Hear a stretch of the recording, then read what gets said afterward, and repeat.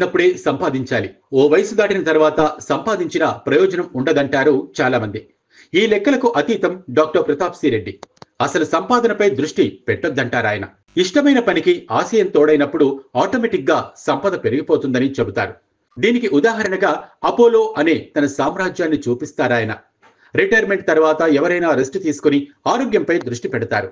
Doctor Pratap C Reddy మాత్రం తనకు retirement లేదంటారు. 92 ఏళ్ల వయసులో ఇప్పటికీ ఆయన ఉదయం 10 గంటలకు ఆఫీస్కు వెళ్తారు. సాయంత్రం 5 వరకు పనిచేస్తారు. ఆదివారం ఒక్కరోజు సెలవు తీసుకుంటారు. అలా ఆయన 70,000 కోట్ల రూపాయల హెల్త్ కేర్ రంగంలో 70,000 కోట్ల రూపాయల సామ్రాజ్యాన్ని స్థాపించారు.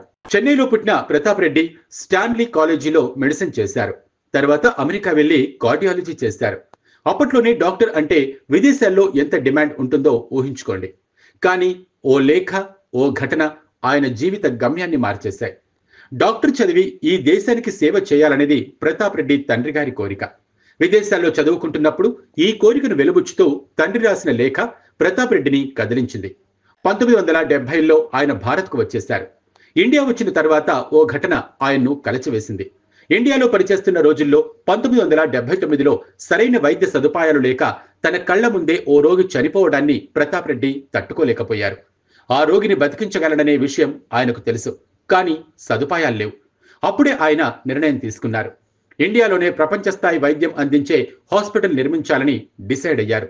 ఆ ఆలోచన నుంచి పుట్టుకొచ్చిందే అపోలో హెల్త్ కేర్. ప్రస్తుతం దేశవ్యాప్తంగా అపోలోకు 71 హాస్పిటల్స్ ఉన్నాయి. 5,000 ఫార్మసీలతో పాటు 291 ప్రాథమిక సంరక్షణ కేంద్రాలు ఉన్నాయి. వీటితో పాటు డిజిటల్ హెల్త్ ప్లాట్ఫామ్ కూడా నిర్వహిస్తోంది. ఇప్పుడు ఈ కంపెనీ మార్కెట్ విలువ 70,000 కోట్ల రూపాయలు. డాక్టర్ ప్రతాప్ సి రెడ్డి కుటుంబం ఇందులో 29.3% మార్కెట్ షేర్ కలిగి ఉంది. ఫోర్బ్స్ ప్రకారం ప్రతాప్ సి రెడ్డి వ్యక్తిగత నికర ఆస్తుల విలువ 26,560 కోట్ల రూపాయలు. ఈ నంబర్ ఆయనకిప్పుడు తృప్తినివ్వటం లేదు. అపోలో సామ్రాజ్యం, అందులో రోగులకు అందుతున్న వైద్య సేవలు ఆయనకు సంతృప్తినిస్తున్నాయి.